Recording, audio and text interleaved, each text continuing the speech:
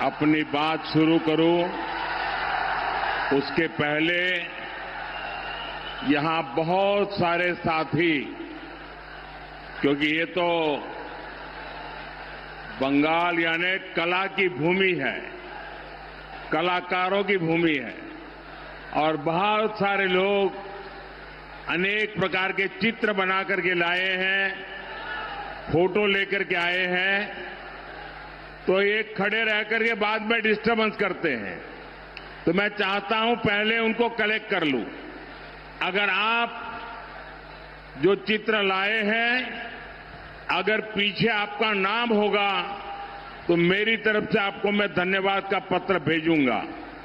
और मैं मेरे एसपी जी के साथियों को कहता हूं कि वो सारी बात जो चीजें हैं कलेक्ट कर ले, जिसको भी एक देना है कलेक्ट कर लीजिए ताकि मैं आराम से अपनी सभा शुरू कर सकूं।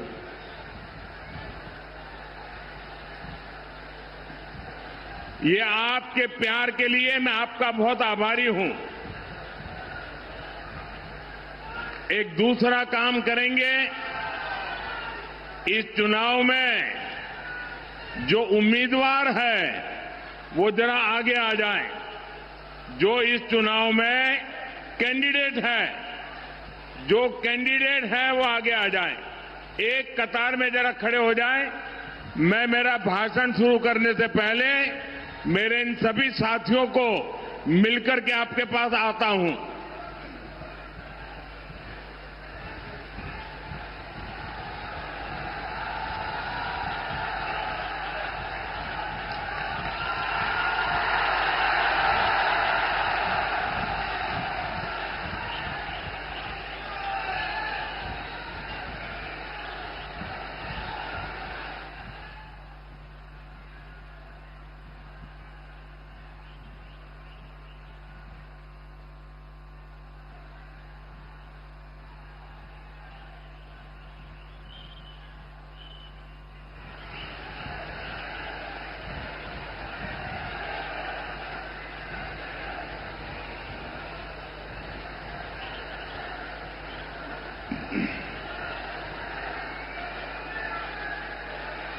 ये चित्र वालों का काम पूरा हो गया तो अब मैं भाषण शुरू करूं। देखिए, आपकी इजाजत के बाद करता हूं मैं काम। जय मां दुर्गा, जय मदन मोहन, जय श्यामराय, जय एकतेश्वर महादेव, हर हर महादेव।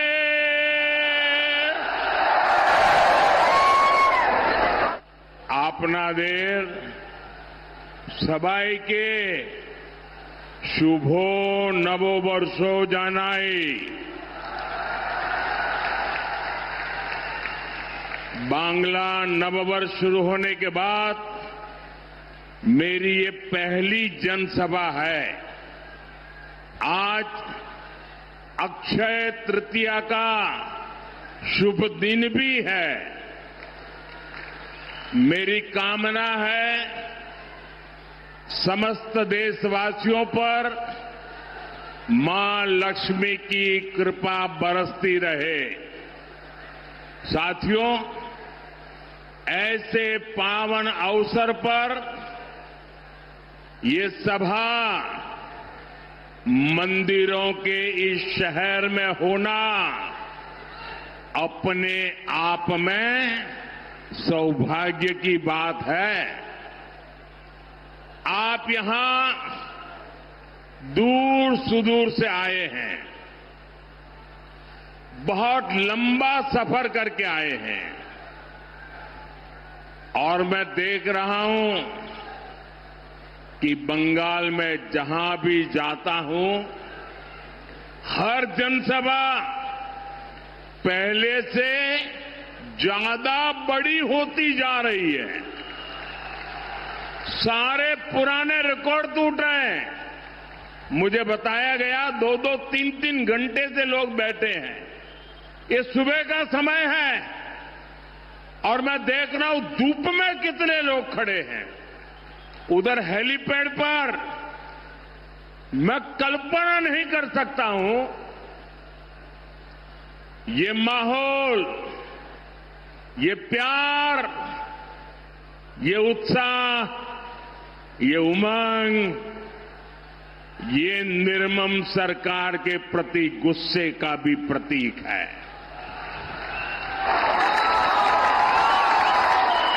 इसका मतलब है बंगाल अब मान चुका है, बंगाल अब ठान चुका है, पलटानो दोरकार, पलटानो दोरकार, पलटानो दोरकार, पलटानो दोरकार, पलटानो दोरकार, पलटानो दोरकार। साथियों, ये मां शारदा की पवित्र धरती है और यहां इतनी विशाल संख्या में माताएं, बहनें, बेटियां भी आई है। बीजेपी की पहचान ही महिला सशक्तिकरण से है, महिला सुरक्षा से है। इसलिए देश के हर राज्य में बहनें, बेटियां बीजेपी को सबसे अधिक आशीर्वाद देती हैं। हम चाहते हैं कि विकसित भारत बनाने में बेटियों की भूमिका का विस्तार हो। राजनीति में भी ज्यादा से ज्यादा बेटियां आए। लेकिन साथियों, आपने देखा है कि संसद में क्या हुआ है। टीएमसी ने बंगाल की बहनों के साथ एक और धोखा दिया है। बंगाल की बहनें चाहती थी कि उनको 33% आरक्षण मिले। मोदी ने ये सुनिश्चित किया। बंगाल की बहनें चाहती थी कि ये 2029 से ही लागू हो। मोदी ने इसके लिए भी प्रयास किया, लेकिन टीएमसी नहीं चाहती थी कि बंगाल की बेटियां ज्यादा संख्या में एमएलए बने, ज्यादा संख्या में एमपी बने, क्योंकि बंगाल की बेटियां इनके महाजंगल राज को चुनौती दे रही है। इसलिए टीएमसी ने कांग्रेस के साथ मिलकर साजिश रची और इन्होंने महिलाओं के लिए 33% सीट सुरक्षित रखने का कानून नहीं बनने दिया। साथियों, ये वही टीएमसी है जो घुसपैठियों को लाभ देने के लिए हर कानून नियम तोड़ देती है। ये वही टीएमसी है जो धर्म के आधार पर आरक्षण देने में जुटी है, संविधान की भावनाओं का गला घूंटने में लगी हुई है। मैं माताओं बहनों से पूछना चाहता हूं, क्या टीएमसी को सजा मिलनी चाहिए कि नहीं मिलनी चाहिए? बहनों के अधिकारों को लूटने वाली टीएमसी को जाना चाहिए कि नहीं जाना चाहिए? टीएमसी को पक्की सजा होगी, पक्की सजा होगी। यहां जो हमारे कुड़मी समाज है, उसकी बात टीएमसी सुनने को तैयार नहीं है। घुसपैठियों की सुनती है, कुर्मी समाज की नहीं सुनती है। लेकिन अपने वोट बैंक को संविधान के विरुद्ध आरक्षण देना चाहती है। कोलकाता हाईकोर्ट बार बार कह रहा है ये नहीं चलेगा, लेकिन महाजंगल राज ऐसा है कि ये कोर्ट की भी नहीं सुनते। महिलाओं के आरक्षण के लिए तो देश की संसद ने कानून बनाया है। अब समय आ गया है, देर नहीं होनी चाहिए, उसको बस लागू करना है। लेकिन टीएमसी को ये पसंद नहीं आ रहा है। मैं बंगाल की हर बहन बेटी से कहूंगा, अब टीएमसी को सजा देनी है। अब टीएमसी को बड़ी सजा देनी है। महाजंगल राज को महासजा मिलनी चाहिए। साथियों, आदिवासी बहनों बेटियों से तो टीएमसी बहुत नफरत करती है। बीजेपी ने देश को पहली आदिवासी महिला राष्ट्रपति दी, क्योंकि हम आदिवासी समाज को सशक्त करना चाहते हैं। लेकिन टीएमसी ने आदिवासी बेटी के सामने अपना कैंडिडेट उतार दिया था।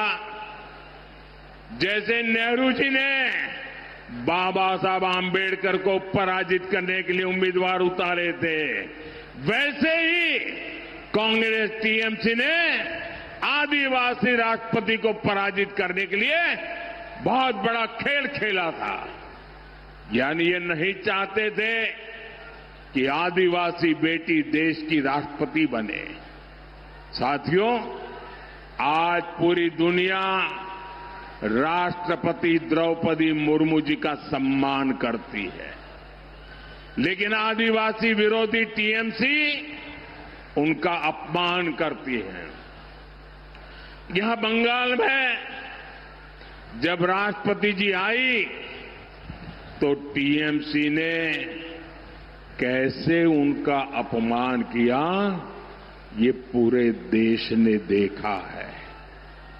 बंगाल की बहनें आदिवासी समाज के इस अपमान को, एक राष्ट्रपति के अपमान को कभी भी नहीं भूलेगा।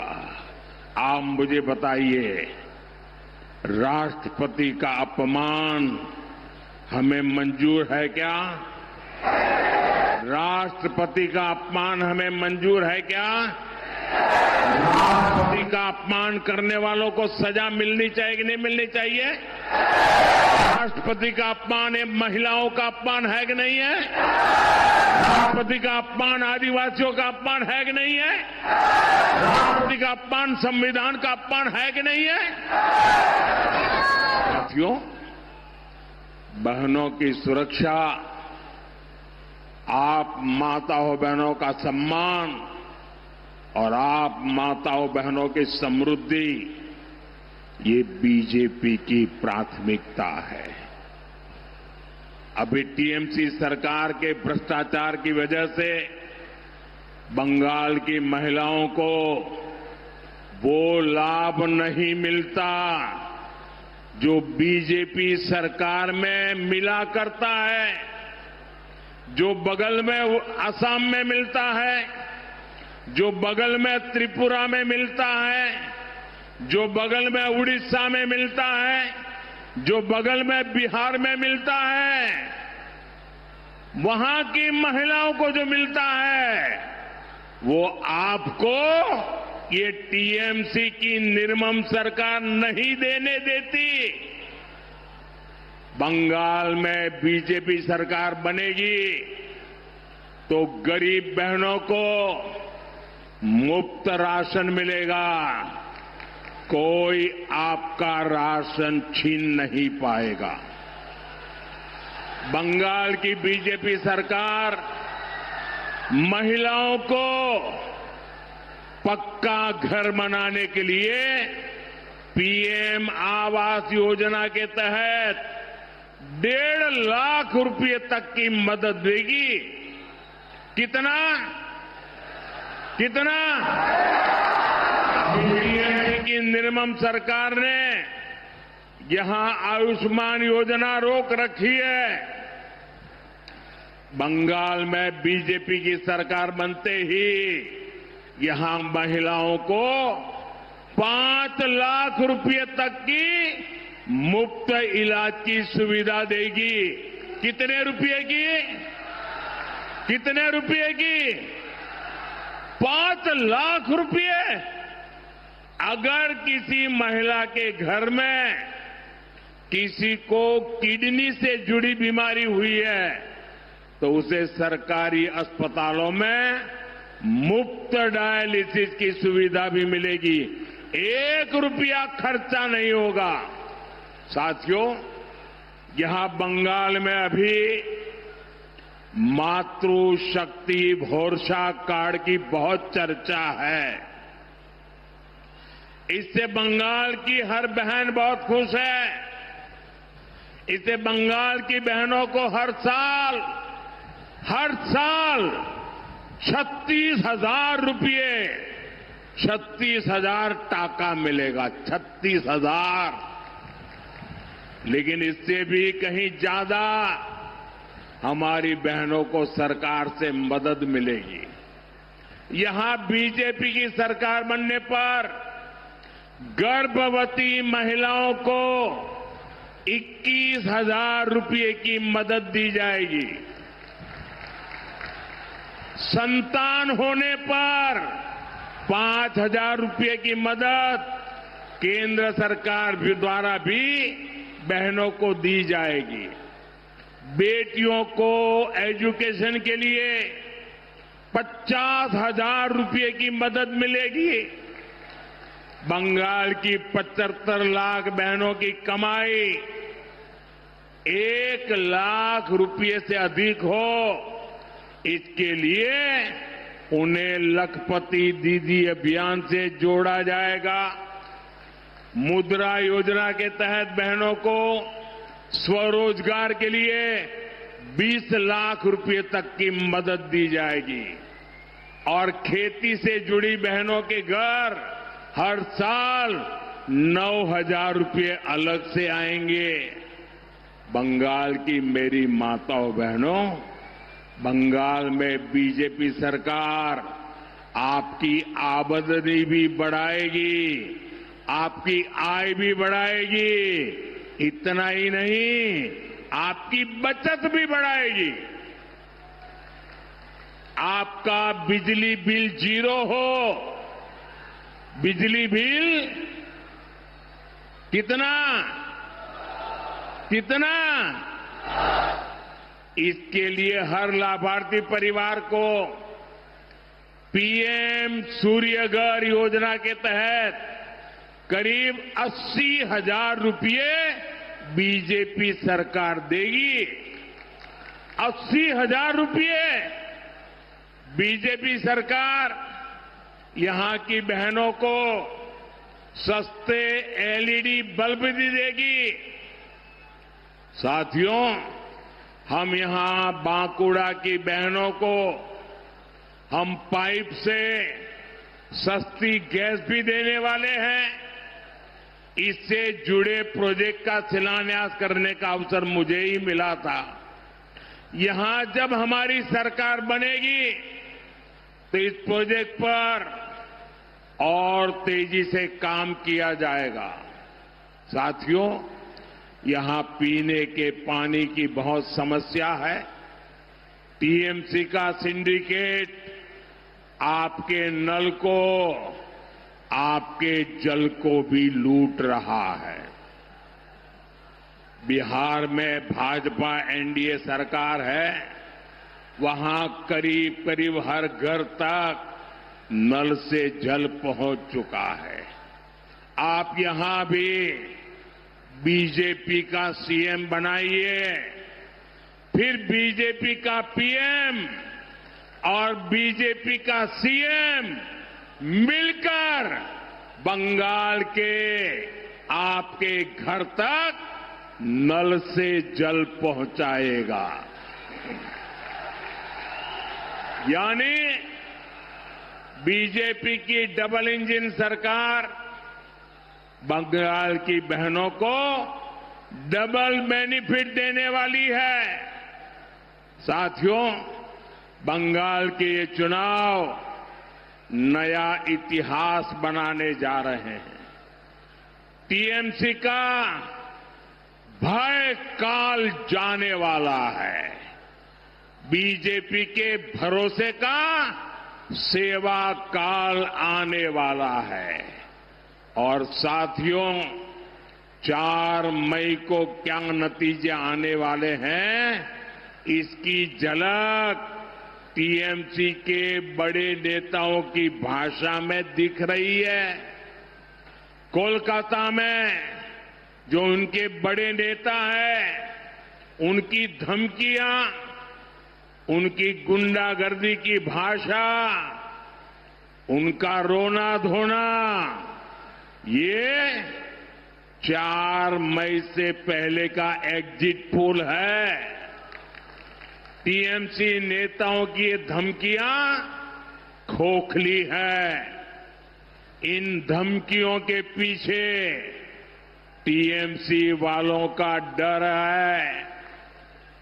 ये डर ये है जो अब तक बंगाल के लोगों को डराते थे, वो अब बंगाल टाइगर की दहाड़ से खुद डर गए हैं। ये बंगाल टाइगर की दहाड़ है। और बंगाल टाइगर कौन है? बंगाल टाइगर ये बंगाल की जनता है। आप बंगाल के टाइगर हैं। अब बंगाल की जनता दहाड़ रही है। अब नहीं सहेंगे, हटा कर रहेंगे निर्मम सरकार। আর নয়,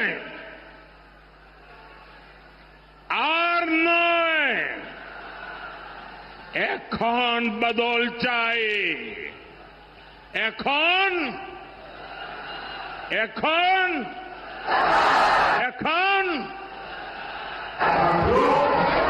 मैं टीएमसी के सभी गुंडों, सभी सिंडिकेट, सभी भ्रष्टाचारियों को एक आखिरी मौका देता हूं। 29 अप्रैल से पहले अपने अपने थाने में आत्मसमर्पण कर लो।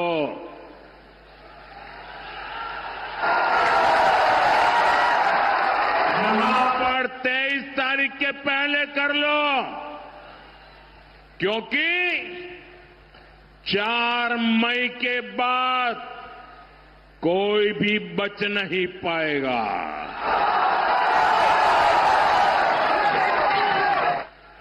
यहां विष्णुपुर का माफिया बालू, पत्थर, कोयले के अवैध खनन से जुड़ा टीएमसी का सिंडिकेट, कान खोलकर सुन लो,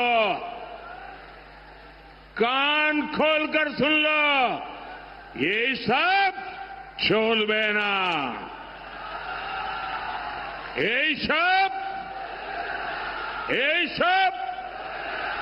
साथियों, टीएमसी की निर्मम सरकार को गरीब परिवारों के दुख तकलीफ से कोई मतलब नहीं है। ये आपके हक को, आपकी सुविधा को रोक सकते हैं। मेरे पास इसके बहुत मजबूत सबूत है।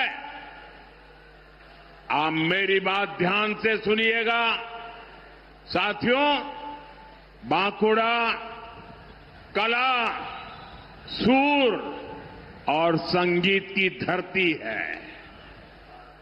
इस धरती ने जोथा भट्टा जी, रामानंद चट्टोपाध्याय जी और यामिनी राय जी जैसी महान संतानें देश को दी है।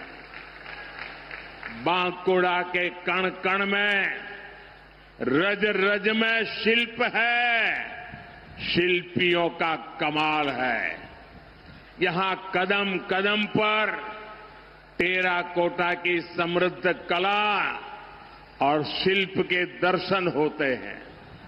मंदिर हो, मूर्तियां हो, टेराकोटा की समृद्ध परंपरा यहां की पहचान है।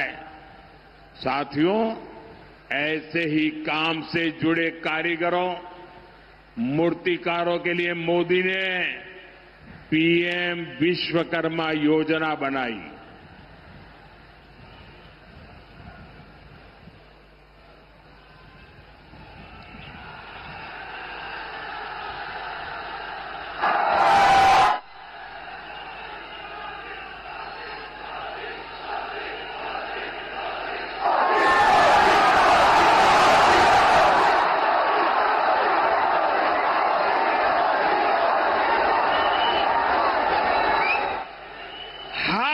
काम करने वाले भाई बहनों के लिए विश्वकर्मा समाज के लिए पीएम विश्वकर्मा योजना बनाई।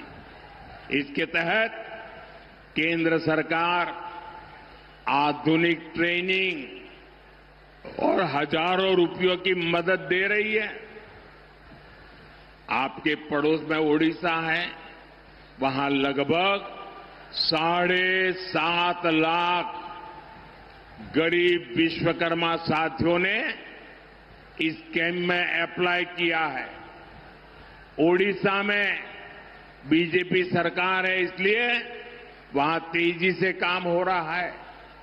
करीब 25,000 साथी ट्रेनिंग पूरी कर चुके हैं और उन्हें 150 करोड़ रुपए से अधिक की मदद बैंकों से मिल चुकी है। साथियों, बंगाल के भी करीब 8 लाख लोगों ने अप्लाई किया है। वे भी विश्वकर्मा योजना का लाभ उठाना चाहते हैं, लेकिन तृणमूल की निर्मम सरकार ये नहीं चाहती। यहां सिर्फ एक ही रजिस्ट्रेशन हुआ, एक बोलो, 8 लाख एप्लीकेशन और सिर्फ एक रजिस्ट्रेशन। ये टीएमसी का असली चेहरा है। ये निर्मम सरकार आपके लिए निर्ममता का व्यवहार करती है। ये यहां की टेराकोटा धरोहर का अपमान है। ये राम किंकर बैठ जी की विरासत का अपमान है। बीजेपी सरकार आते ही पीएम विश्वकर्मा स्कीम का पूरा लाभ आपको देगी। ये मोदी की गारंटी है।